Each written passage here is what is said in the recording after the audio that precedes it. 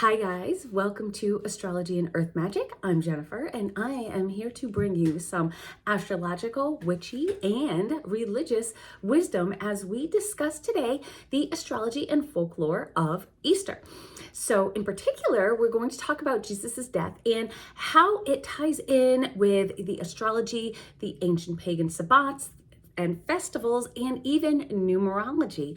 I just love digging into the parallels between the old pagan celebrations and then the modern day religions, their kind of change with it. The phases of the moon, how that interplays, and how they all just interconnect with each other. The two major examples of the sabbats, aligning with Christian celebrations are, of course, Yule and Christmas, and then Ostara and Easter. And the Ostara and Easter, they don't necessarily fall on the same day, but the symbols and traditions, they do remain the same. And they remain as the same traditions, a lot of them, as the old pagan holidays, but they have morphed over time into these modern day Christian celebrations. So why is that? Why does it seem like Christianity just seems to be taking over these things? Is it because Christianity wants to erase the pagan celebrations because a lot of people see them as evil? Or is it that astrology, which has been practiced pretty much since the beginning of time, people have been looking up at the stars, is the actual puppet master? So you look at the moon and its phases, and it's really the cornerstone of the Wiccan or pagan wheel of the year, and as well as the Christian holidays, because the moon has really just affected mankind since the beginning of time. Its beauty and how it lights up the night, and just its cycles, and how it affects our moods, how it affects the tides, and how it even affects our feminine cycles. It's instilled fear with full moons and what that can cause in people. It's brought joy. It's brought love. It's given people the ability to go out after sunset and work in the fields and just maybe even just dance in the moonlight and when there's just nothing else that you have. So I am going to show a couple of charts. So please feel free to pause tape, screenshot the charts, or I'm going to give you the data so you can run them yourself if you have whatever software you have. So the first chart is a proposed date and time of the death of Christ. And this has been what I found exceedingly accepted throughout kind of a lot of mainstream astrological softwares. And this would be for April 3rd, 33 AD, and that is at 2:39 p.m. In Bethlehem.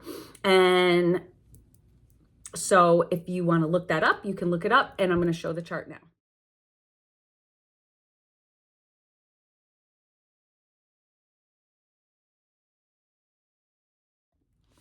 Okay, so that's the first chart. Now, the second chart that we have is one that I've came up with that makes a little bit more sense. The dates are similar, and I'll explain why. This one to me makes a little bit more sense. So this one is from April 1st, again, 33 AD at 5:17 p.m. So again, screenshot if you'd like so you can follow along, or pull up that information on whatever astrological software you have.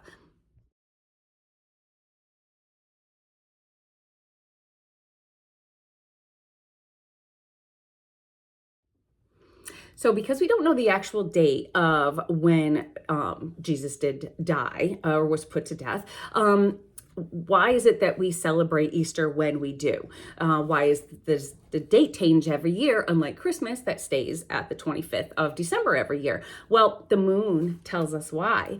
And here is where the pagan tradition just really plays a role in here. So Ostara, the pagan celebration of Ostara, one of the sabbats, is the celebration of spring. In the beginning of the new zodiac cycle, it's when the sun ingresses into Aries. So, at the vernal equinox. So this is a restart, a rebirth, reemergence from death.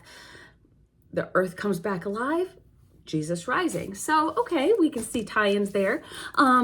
So Easter was chosen to be celebrated during Passover because it is said that Jesus died during Passover, during the Passover season. So the actual date is determined by the date of the first Sunday after the full moon that occurs after the vernal equinox. So we get the vernal equinox, then after that, there's a full moon, and then the next Sunday after that is Easter. So now looking back at the charts that I put up for you. So I remember growing up and learning about an eclipse at the exact moment of Jesus's death, which is estimated to be around 33 AD. So I came up with and chose the second chart because there is actually an exact full moon or lunar eclipse on April 1st, 33 AD at 11 degrees Libra, 36 minutes. And that is Libra, the sign of justice, balance, and that Aries access too, where you have, that aggression in there. So taking action. So the moon is conjunct in that chart. If you look, the moon is conjunct the south node. And that is kind of a release of maybe a current life, maybe a release of original sin for all mankind, because that is what it said that Jesus died for, to get rid of original sin for everyone so that we could start fresh. So maybe that is that release that south node brings to that day. Also, because this chart is on a Friday, so Good Friday, and then 3 days later, he rises on Sunday, the Sabbath day. Now, this has been documented in the Bible. The Sabbath day is the Sunday, the day that he is said to have risen, which I think is actually the first chart I showed, which is the April 3rd chart. So in the second chart, going back, you also have Jupiter and Pluto in an almost exact opposition. So save for about 1 minute, and it's at 14 degrees, 38 to 39 minutes. And that is in the Gemini Sagittarius axis of learning and religion. So Pluto is that death and rebirth, and Jupiter is just huge events, and something huge is going to happen on that day. So it's an ultimate death and rebirth of maybe a change in your belief system, really, a total transformation of your belief system and the belief system of pretty much history, because Christianity developed from this. And so it would have also been quite a struggle with authority, because it was the Roman leaders and the Jewish leaders that did end up taking down Jesus. And the ascendant in this chart now is on the 29th or anaretic degree. So that is a critical point. It's a culmination. It's an inevitability and a finality. It's a significant life change and a spiritual growth. So everything just seems so meaningful in this chart. The ruler of the ascendant in this chart is Mercury, as it's in Virgo. And so Mercury, if you look, is in the 7th house. And really, if you have the ruler of the ascendant in the 7th house, shows that person may play an important role in life. And it's in the house of also known enemies. The ascendant also is exactly opposite the point of fortune. So the descendant would also be at that 29th degree. So it would be conjunct the point of fortune. So the MC, here's what I found really interesting, because you don't see this too much in charts. So the MC is also at the 29th degree. So it's an exact X, really. So we have the AC and DC, of course, at the 29th degree, and then the MC and IC at the 29th degree. So an exact X. and that is the IC is the lowest part of the chart. So the highest and the lowest point of the chart complete. So it's complete, just square, square, square. And to some, the lowest point, the IC, shows death. So life and death are really going to be critical and significant. And the MC also is your reputation, and at the 29th degree would be a huge, significant life change, a boost in your reputation, or change in your reputation, and of course that spiritual growth. So we see that through history. No matter what you believe, there is something big going on right here. The ascendant is on the Virgo Pisces axis. So Virgo is that servant. And that's kind of how, Jesus wanted to be the person that serves, that, and people wanted to serve him. And then Pisces is that transcendence. So Jesus knew what he had to do, and he gave up his life as that servant for the people to rid them of original sin. And then that Pisces transcendence, which it transcends you into a whole nother form, into a whole nother being, and which is what he did, and then came back and then ascended into heaven.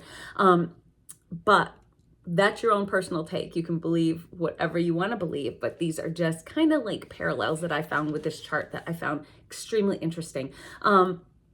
So we can see that this person or event is destined for importance, and either way you believe, because you could also look at the Pisces Virgo axis as a opposition of reality and delusion. So again, it's up to your own interpretation right there. So we've learned that Jesus knew his fate and accepted the inevitable, pretty much knew from youth and told, people that this is what he was meant to do. He was meant to pretty much give up his life for mankind, and accepted this, and really, again, for getting rid of original sin for everybody. So in this chart, Venus is retrograde, and retrograding Venus is a 40-day cycle. So here's where we also kind of get some parallels with numerology. So there are so many biblical references to the number 40. If you look back, a couple of them we have here are 40 days and 40 nights of rain, and Noah had to build his ark and put, 2 by 2 the animals in. And then 40 days Moses spent atop Mount Sinai after the slaves were freed, and just freeing the Jews, preparing to receive the 10 commandments from God. And then we have the 40 days of Lent, where Jesus went into the desert, he fasted and faced temptation from the devil. And then we have the 40 days from the time that Jesus rises again and ascends into heaven. So a lot of those 40 days. And when we know about the 40-day retrograde cycle of Venus kind of dies and rebirths again. So dies as the evening star, rebirth as the morning star. So it's kind of a lot of that rebirth and death. The number 4, so if you take 4 and 0 and add them together and kind of to break it down, we get the number 4. In numerology, it can represent hard work, discipline, responsibility, and I would say all the biblical references that I said earlier, with Noah building an ark and Moses on Mount Sinai for 40 days, all these things are, they show hard work, they show discipline, they show responsibility for one's higher purpose of what they think they are meant for. So we are currently in the Lenten season here, the 40 days between Ash Wednesday and Good Friday. One more day to go. So if you are sacrificing at all, you only got one more day. You can do it. And, at this time, a lot of people sacrifice in preparation for Easter. And it does take discipline. It symbolizes, that discipline symbolizes the sacrifices that Jesus made for us. So I'm not sure how not eating meat on Fridays really kind of equals the sacrifices he made for us, but you know what? Not gonna judge. So do what you need to do and, get your fish sandwiches from McDonald's on Fridays. And I don't think it's that bad because having seafood, I think, is the best. So it's my favorite. So to me, that's not a sacrifice, but whatever. Anyway, so the other numerical similarities are the 12 apostles and the 12 astrological signs. And I bring that up because many astrologers attribute Judas to the sign of Pisces. And that is where Venus is in her exaltation. So Judas betrays Jesus in the Garden of Gethsemane. I'm not sure how to pronounce it exactly, but something like that. And he does that with a kiss, really identifying to the people that wanted to capture Jesus, who Jesus was. So it identifies him with a kiss. So with that showing of love, very Venusian, I feel like, and very also kind of deceptive.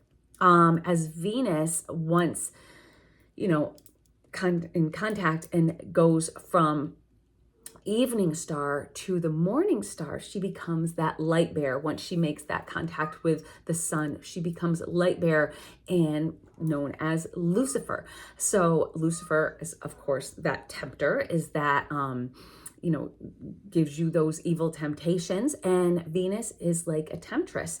And Judas was tempted. He was Jesus's friend, turned enemy, visible enemy, 7th house again. So we see that reference that there was that visible enemy there that was going to play a major role in this.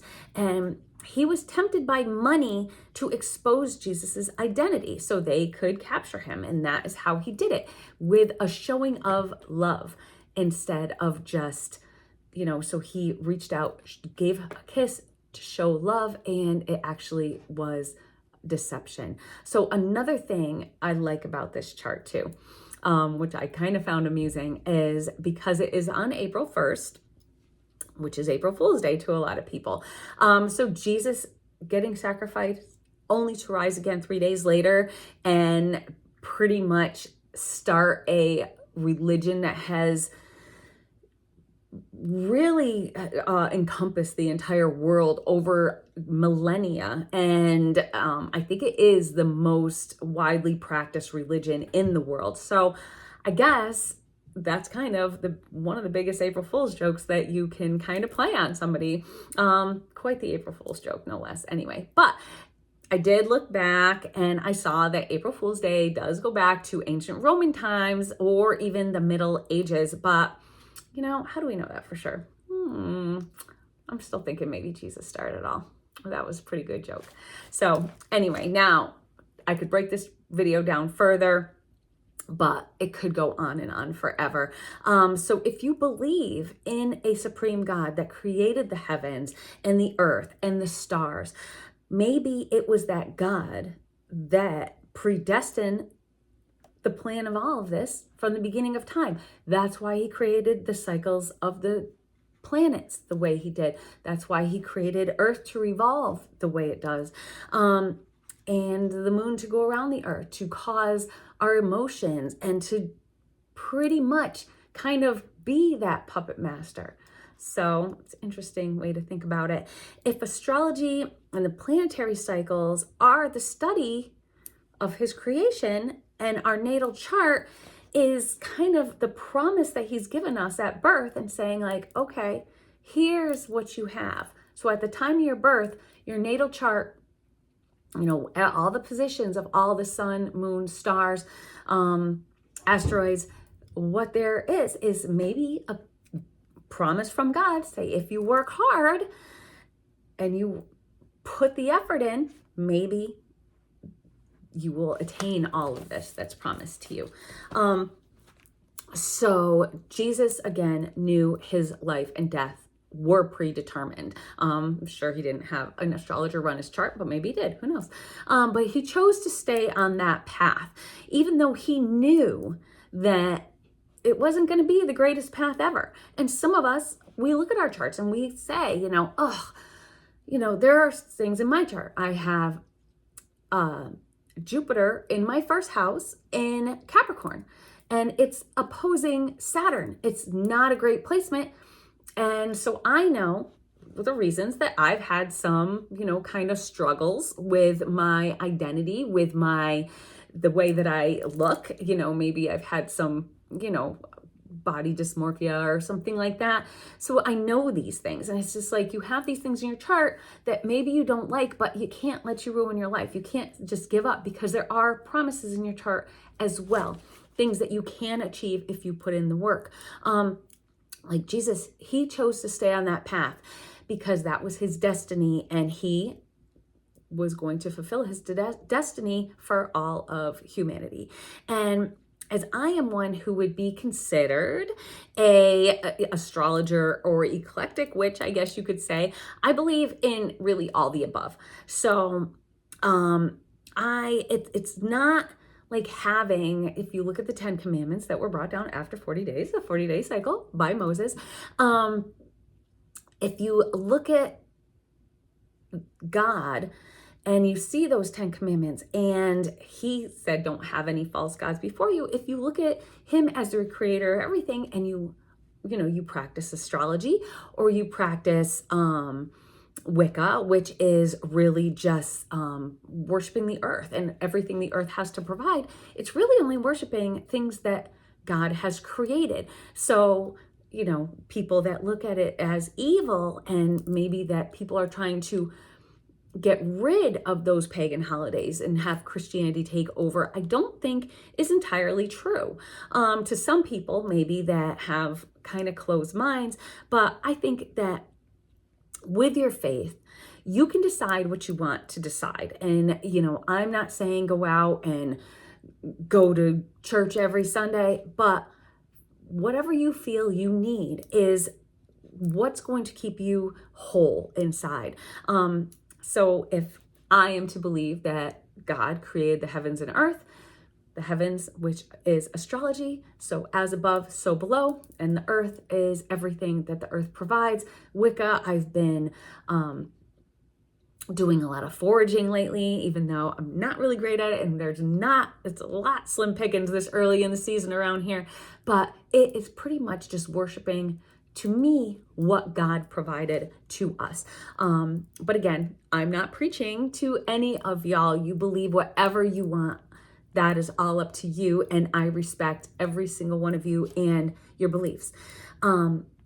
Because we can each practice whatever religion we want, no matter what it is, Wicca, astrology, whatever, and not pass judgment, because just don't use it for bad intentions. I've heard a lot of witches say, don't do evil because evil will come back to you. Don't do spells upon somebody, negative spells or curses, because you don't want that to come back at you. But what you want to do is respect the earth, respect each other, and respect the world that was created by a big bang or was created by God. Up to you. And maybe he is pulling the strings, and maybe he does decide what goes on in our lives. So really interesting. Check that chart out and really just dig it down further. And I would love to hear what you guys think. So if you like this video, please give a thumbs up, of course, but leave a comment. Let me know what you believe. Let me know what you think. And of course, subscribe and get notified. And just let's continue this journey through what the sky above and the earth below and the heavens above bestows upon us. And let's do it together, y'all. So I will see you soon. Bye.